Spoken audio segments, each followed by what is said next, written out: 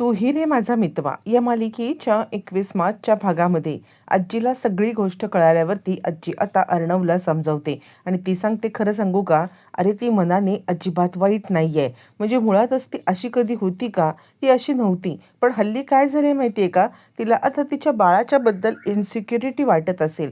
म्हणजे तिला असं वाटत असेल की आपल्या बाळाची काळजी वाटत असेल, पुढे आपल्या भविष्यामध्ये बाळाचं कसं होईल असं वाटत असेल आणि त्यामुळे ती अशी वागतीये. पण ईश्वरीने सुद्धा जे केलं ना ते अगदी बरोबर आहे. हे घर वाचवण्यासाठी जे काही आता तिला करता येईल ते सगळं सगळं तिने केलेलं आहे आणि तेच करणं नेहमी योग्य होतं असं ती म्हणत आहे. पण तू काळजी करू नकोस, आपण तिला नीट बोलूया आणि आपण तिला नीट बोलून नीट आता तिला समजवूया, मग सगळ्या गोष्टी नीट होतील असं म्हणत आता इकडे ती अर्णवला समजवत असते आणि ती सांगत असते, तू चिंता करू नको, ती कुठे जाणार पण नाहीये. कारण किती काही झालं ना तरी सुद्धा बाळाचा विचार हा तिच्या मनात येणारच ना, त्यामुळे बाळाला त्रास होईल असं ती कधी काही वागणार नाही. इकडे तोपर्यंत आता राकेश आल्यावरती अंजली सांगायला लागते, नाही मी या घरात अजिबात राहणार नाहीये.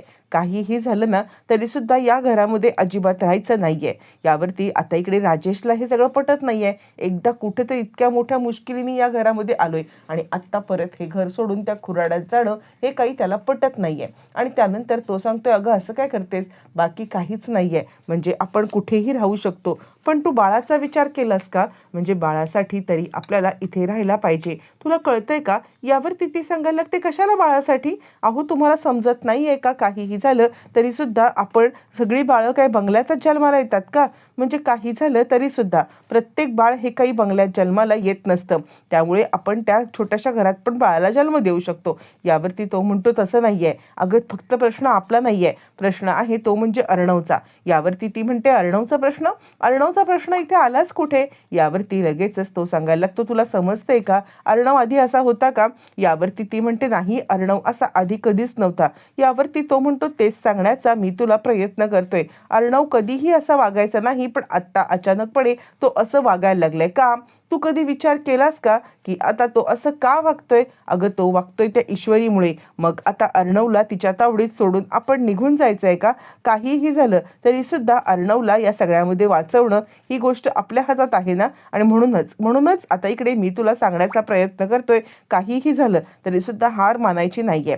आपण आपला हक्क घेऊन राहायचं आहे. परत सांगतोय, मला ह्या हक्काचं काहीही पडलेलं नाहीये, पण हे जे काही करतोय ना आपण ते फक्त आणि फक्त आपल्या बाळासाठी. बस मला तुला इतकंच सांगायचं आहे, आपल्या बाळासाठी जे आपल्याला करता येईल ते सगळं सगळं आपण करायचं आहे असं म्हणत त्याने बरोबर घोळामध्ये अंजलीला घेतलेलं आहे आणि मूर्ख अंजली नेहमीप्रमाणे आपल्या हुशार नवऱ्याच्या जाळ्यात अडकले. इकडे तोपर्यंत ही सगळी चर्चा चालू असताना मामा आलेत आणि मामांना लगेचच आता इकडे ईश्वरी म्हणते, बाहेर अंजलीताई आहेत ना? यावरती आता मामा सांगायला लागतात, हो हो काहीच काळजी करू नका, ती बाहेर बसले. पण झालंय तरी काय? यावरती मग आता सगळा घडलेला प्रकार ज्यावेळेला मामांना कळतो त्यावेळी मामा म्हणतात, अरे अर्णव नको काळजी करूस, इतकं काही नाही झालेलं आहे. यावरती आजी सांगायला लागते, अरे तेच तर, आम्ही त्याला इतक्या पद्धतीने समजवण्याचा प्रयत्न करतोय, पण त्याला समजेल तर ना. त्याला आता अंजलीची इतकी काळजी वाटते ना, म्हणजे त्या दोघांचं प्रेमच इतकं आहे. अर्णव किती प्रेम करतो अंजलीवरती. यावरती मामा म्हणतात, हे बघ चिंता करू नकोस, ती कुठेही गेलेली नाहीये, ती तिकडेच बसून राहिलेली आहे आणि त्यामुळे तुला कसलंही चिंता करायची काहीच गरज नाहीये. काहीही झालं ना तरी सुद्धा आता ती येईल घरामध्ये, तिला थोडासा वेळ तर देशील असं म्हटल्यावरती मग आता लगेचच इकडे राकेशने पुढचा डाव टाकलाय. राकेशने डाव टाकत आता इकडे अंजलीला घरामध्ये घेऊन आलाय आणि आता तो सांगतोय, तू काही बोलू नको, तुला माझ्यावरती विश्वास आहे ना? आणि जर का तुला माझ्यावरती विश्वास आहे तर आता आपण आतमध्ये जे काही मी हो म्हणेन किंवा मी जे काही म्हणेन त्या होला फक्त तू हो करायचं आहे, तू कोणत्याही प्रकारे काही बोलायचं नाही. इकडे आल्यावरती मग आता लगेचच अंजली आजी आजी असा आवाज देते आणि सगळेच जण आता बाहेर आलेत. बाहेर आल्यावरती स्वतः राजेशला बघितल्यावरती सगळ्यांना थोडासा धक्का बसलाय आणि आता मामा म्हणतात, काय जावई बापू, अहो आलात का तुम्ही? यावरती मग आता इकडे लगेचच सगळेजण राजेशला पाहून जरा थोडेसे आश्चर्यचकित झालेत. हे सगळं चालू असताना इकडे आता नम्रता आणि आकाश हे दोघं जण एकमेकांना भेटलेले आहेत आणि त्यावेळेला आकाशने नम्रतासाठी आईस्क्रीम आणले. नम्रता ते आईस्क्रीम खात त्याच्यासोबत गप्पा टप्पा मारत आहे. त्याच वेळेला नम्रताच्या नाकाला आईस्क्रीम लागले. नम्रताच्या नाकाला लागलेलं आईस्क्रीम बघून तो आता सांगायला लागतोय, हे चाललंय तरी काय, म्हणजे आता तू कशाने आईस्क्रीम खातेस, नाकाने आईस्क्रीम खातेस की, असं म्हणत तो तिला चिडवतोय. असं दोघांच्या गप्पा टप्पा चालू आहेत. बरं, हे सगळं चालू असताना दोघं जण छानपैकी आता रोमॅन्टिक झालेले आहेत आणि एकच आईस्क्रीम दोघं जण खात आहेत. त्याच वेळेला इकडे आता राजेश आलेला आहे आणि राजेश आता फक्त आणि फक्त नाटक करत लगेचच बोलतोय, म्हणजे बऱ्याच दिवसांनी मी घरी आलो ना, तर मग मी विचार केला की सगळ्यांसाठी काही ना काहीतरी गिफ्ट आणूया आणि म्हणून आता मी सगळ्यांसाठी गिफ्ट आणलेले आहेत, असं म्हणत तो एक एक करत सगळ्यांना गिफ्ट देतोय. आणि त्यावेळेला मामा मात्र टोमणा मारायला चुकत नाही आहेत. मामा म्हणतात, जावे बापू, अहो मला तर असं वाटतंय की तुम्ही सगळ्यांना लग्नाचे आहेर वगैरे वाटतंय की काय.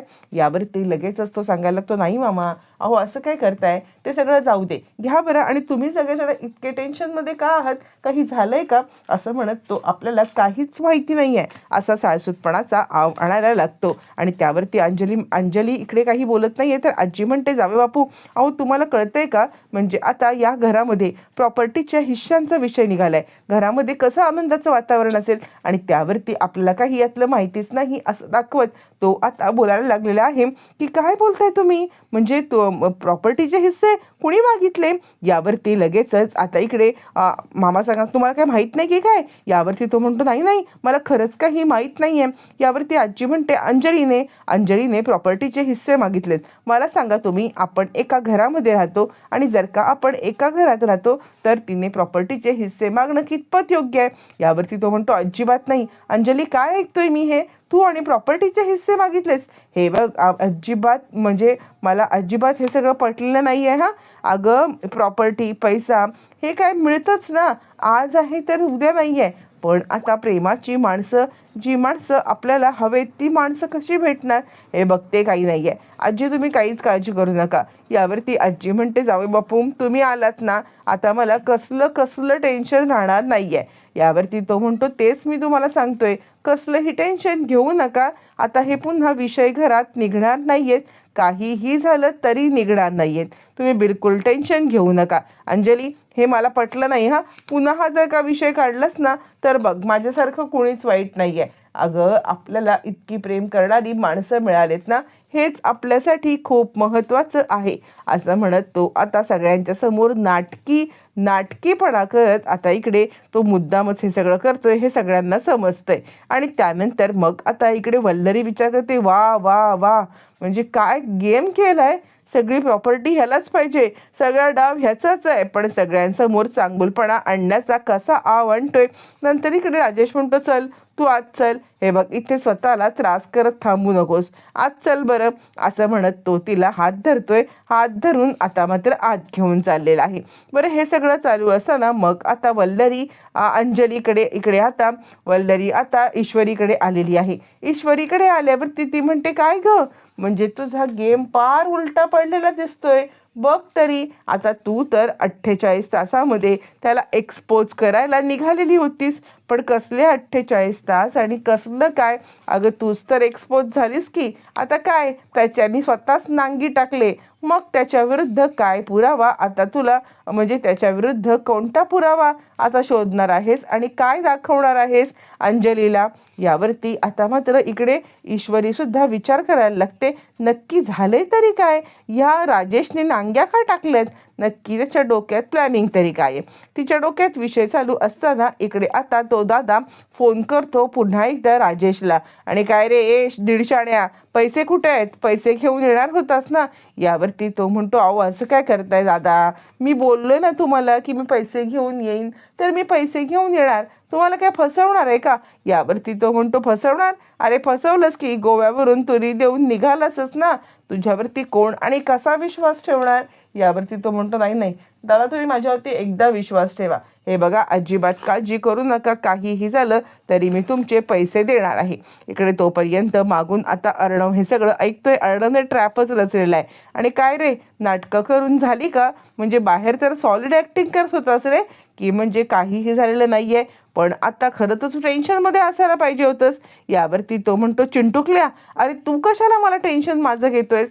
माझं टेन्शन घ्यायला मी समर्थ आहे. कोणत्याही पद्धतीत तू माझं टेन्शन घ्यायची काहीच गरज नाही आहे. आणि हो, मला असं समजलंय येत्या 48 तासामध्ये तुम्ही दोघांनी आता इकडे मला एक्सपोज करायचा काहीतरी प्लॅन केलाय. हो म्हणे, तुम्ही आता अंजलीला ओपन चॅलेंज दिलेत की 48 तासामध्ये तुम्ही आता पुरावे सगळे गोळा करणार आहात. नाही नाही, मला पण बघायचंच आहे या 48 तासामध्ये तुम्ही कसे, कुठून, काय पुरावे गोळा करताय हे मला समजलंच पाहिजे, असं म्हणत तो आता त्याला सांगायला लागतो. आणि त्यानंतर मग आता अर्णव विचार करतोय, खरं तर ह्याला इतकं सगळं आपल्याला माहिती आहे तरी हा इतका बिनधास्त कसा? याचा ओव्हर कॉन्फिडन्स तर आता नेक्स्ट लेवलचा आहे. नक्की आता काय चाललंय? बरं, हे सगळं चालू असताना मग आता तो रागे रागे आतमध्ये येतो आणि आतमध्ये आल्यावर ती चिडचिड चिडचिड करत आता काहीतरी पुटपुटतोय.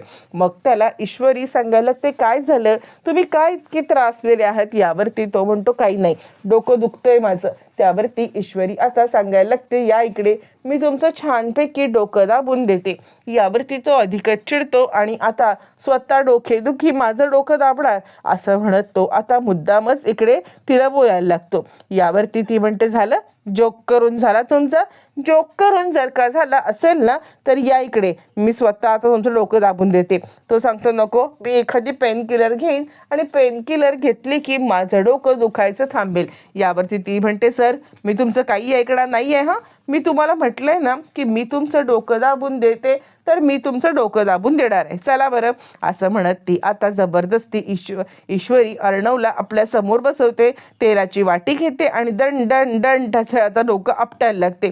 त्यावरती तो म्हणतो, हळू, कमी प्रेशर दे, काय चाललंय तुझं, इतक्या प्रेशर नको देऊस, असं तसं. यावरती ती म्हणते, सर मी करते ना मॉलिश, मग तुम्हाला काय प्रॉब्लेम आहे? तुम्ही आता या सगळ्यामध्ये काहीही बोलायचं नाही आहे. अर्णव तिला थांब थांब थांब, मला असं मॉलिश नको आहे असं बोलण्याचा प्रयत्न करतोय, पण ती कुणाचं ऐकायला बसले?